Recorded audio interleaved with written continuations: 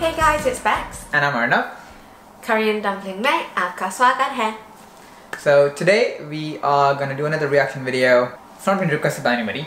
Okay. It's something I found and I thought it's an interesting video given the political climate in India and China at the moment. So it's between the comparison between India and China. Okay.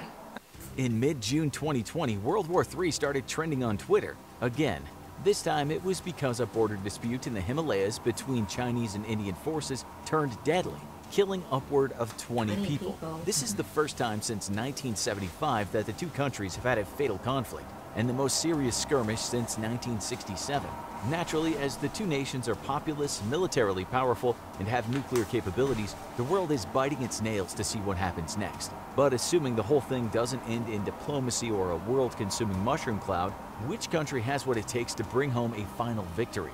Using a mix of historical precedents of the prior conflicts between the two countries and our knowledge of their current military capabilities, we intend to find out exactly whether China or India would win if the two nations went to war today. After all, we're not just talking about dusty hypotheticals here. Relations between India and China have been because it was technically India's since the Sino-Indian War of 1962, which occurred over the same stretch of the Himalayan border that's causing conflicts today.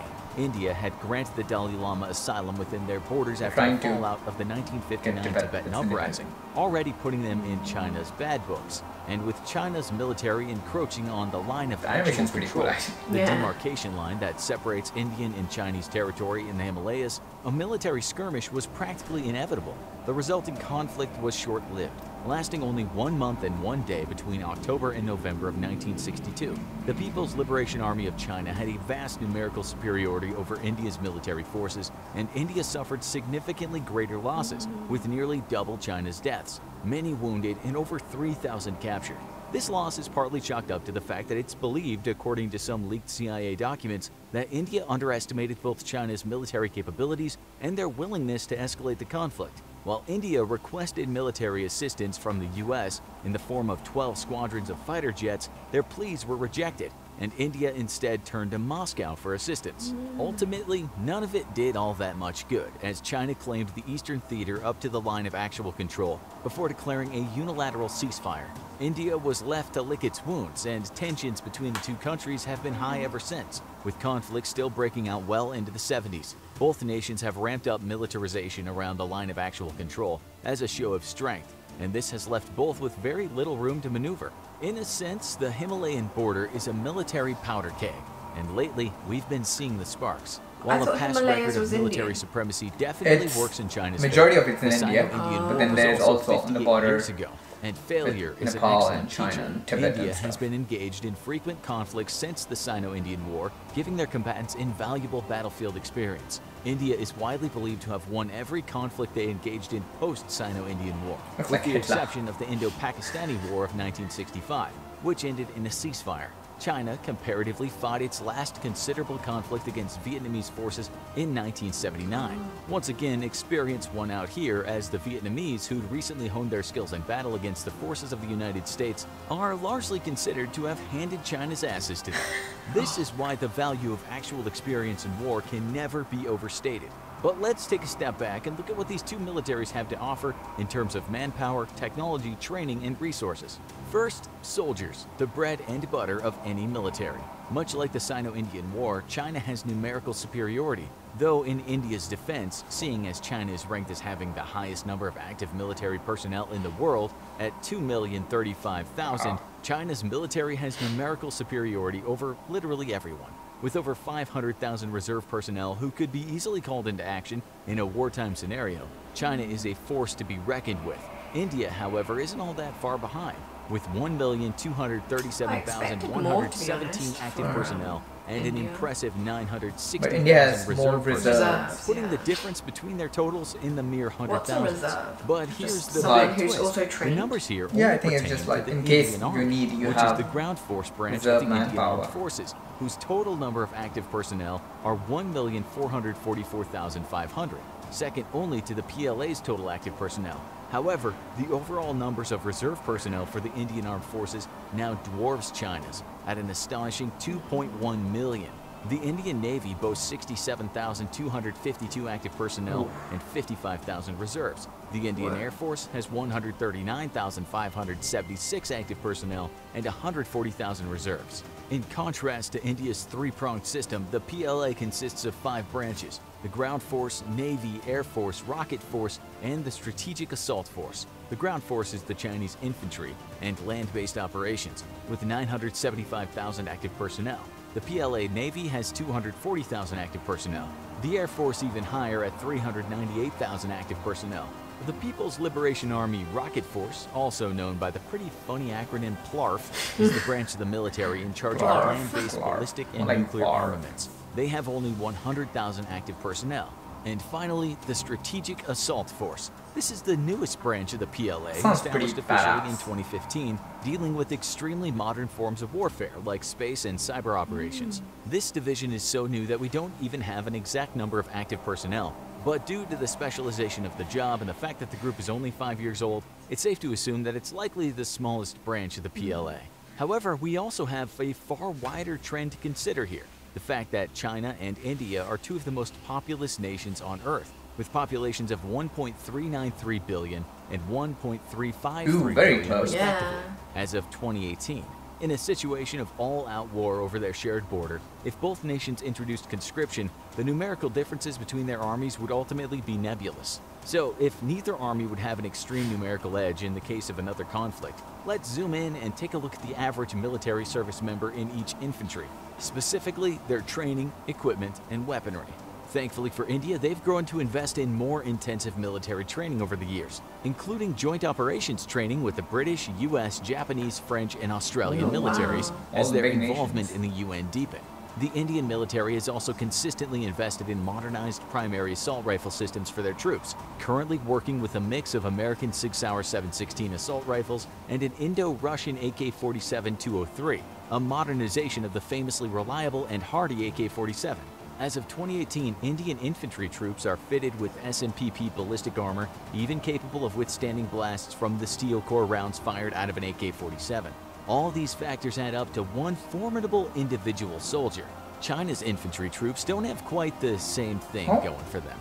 Modern Chinese military training has been criticized for years for its lack of useful applications in real-life combat scenarios, meaning the average military skills of a Chinese infantryman they would be quite advanced. Something to be desired compared to their I guess Indian maybe counterparts. China thinks, well, They're formidable we have so in the many rifle people. department with the QBZ-95-1. If they just tire out the bullpup Indian rifle, army, which then performs best you at have long more. range. However, despite China being one of the world's Which most is terrible, prolific but- exporters of body armor, it hasn't historically fitted its troops with that same standard of protection. The PLA is notorious for its light loadout, often leaving soldiers ill-prepared for taking fire, That's and so giving terrible. the Indian infantry troops a huge comparative advantage. However, this may change in the not-too-distant future. According to a report from Global Times, China is investing heavily in updating and modernizing its training system, as well as planning on procuring 1.4 million units of high-quality body armor for the PLA.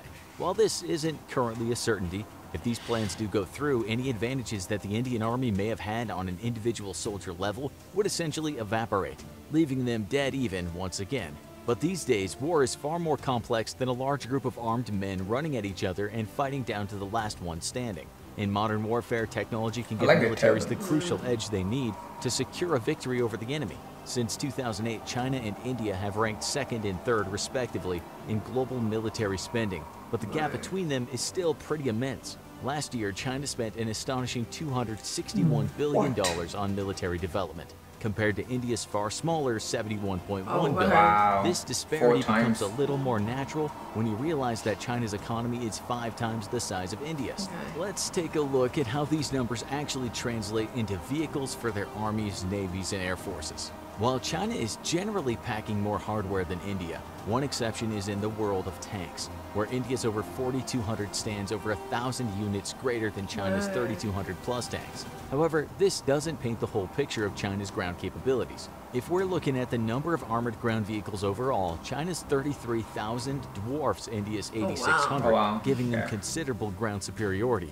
bolstered by the fact that they have 10 times more rocket projectors than their Indian counterparts. China also holds dominance over the skies with 3,210 aircraft compared to India's 2,123.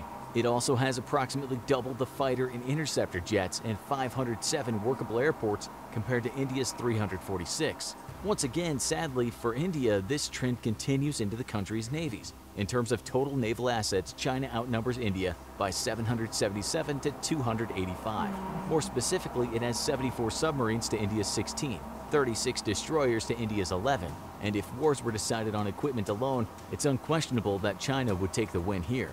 Of course, while nobody on Earth wants the conflict to escalate to this point for the sake of all human life, we'd be remiss to not return to the fact that China and India are both nuclear nations. If the war ever did become an exchange of nuclear force, who would come out on top?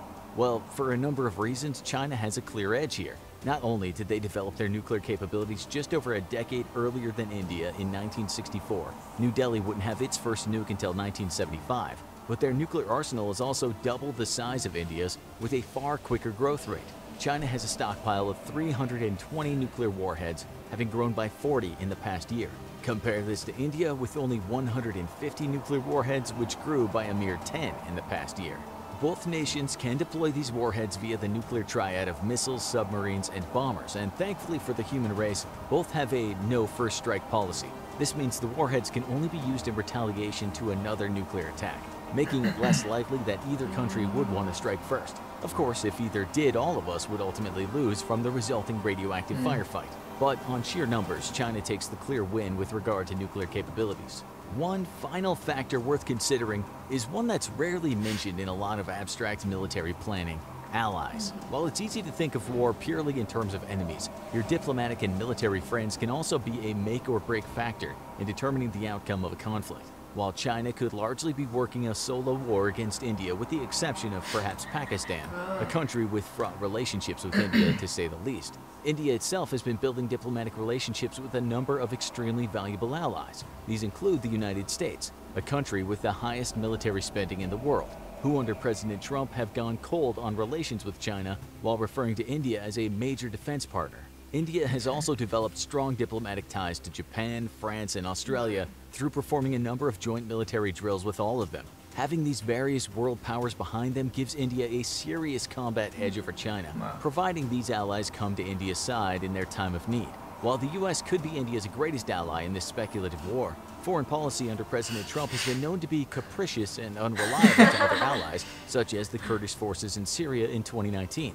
So there's really no way of telling for sure. So back to our big question: who would win in a modern conflict between India and China? Turns out it's a lot more complex than you may have thought. While a layman might assume that China's apparent numerical and monetary advantages handed an easy win, these advantages can be neutralized by India's stronger troops, who are better equipped, better trained, and more experienced, and its greater network of powerful allies. Then there's the strategic picture.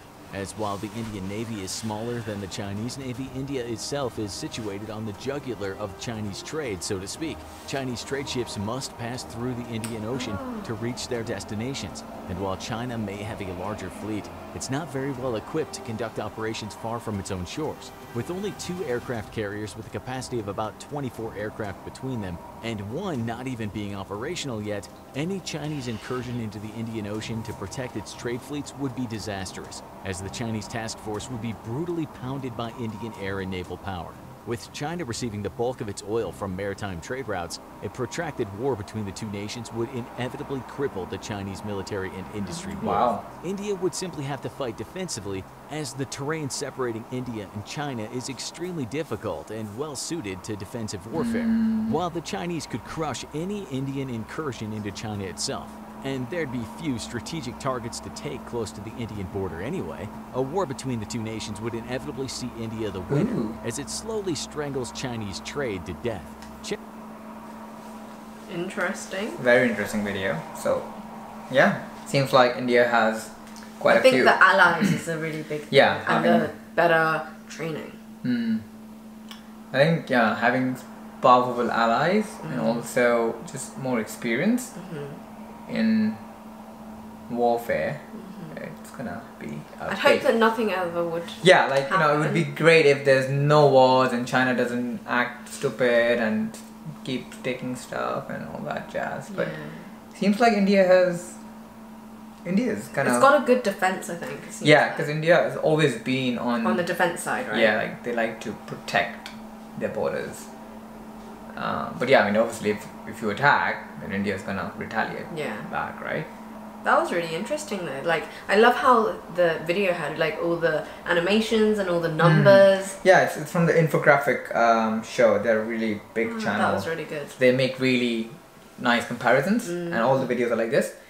But yeah, it was a really good video. Like, I initially thought because China has higher numbers of tanks and like planes and all these things you need for fighting a war, I thought they would be winning. But it seems like because of India's strategic, India, it's surrounded by water, and then India is obviously it's in the Indian I didn't Ocean. realize about the shipments as well. That because China has to go through India. Yeah.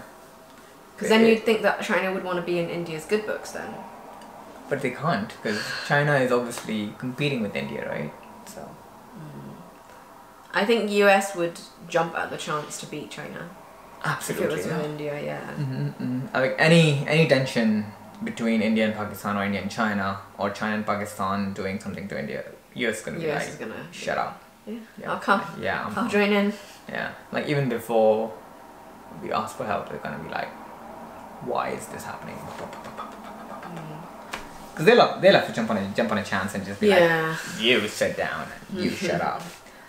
But yeah, it's good to see it has. Oh, recently I think the Prime Minister of India, Narendra Modi, he signed a thing with Japan's Prime Minister, Mr. Abe, because he's stepping down. He stepped down though. Yeah. He is stepping down. So just before stepping down, he had to do this final signing off the thing with Indian government. So that makes the Indian and Japanese government ties much really stronger in terms of using each other's military and army capabilities and and also UK signed some kind of joint venture or some kind of trade deal with Japan yesterday.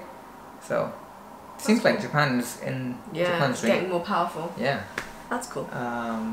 But that was a really interesting video, and India won. Woo. India.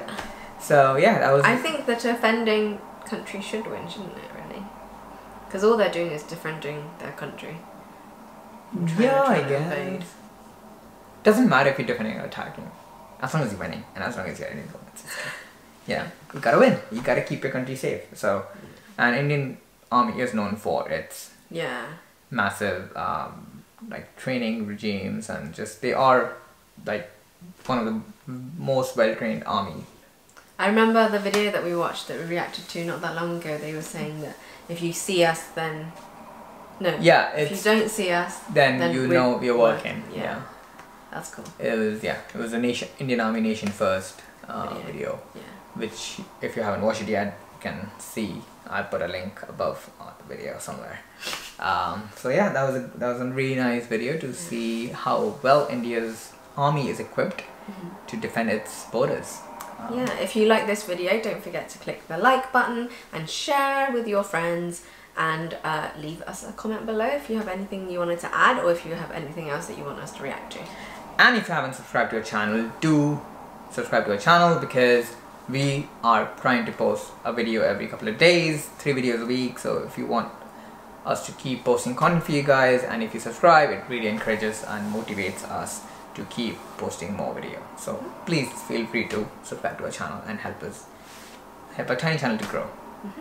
And that's it, really. Yeah. So see you in the next video. Bye.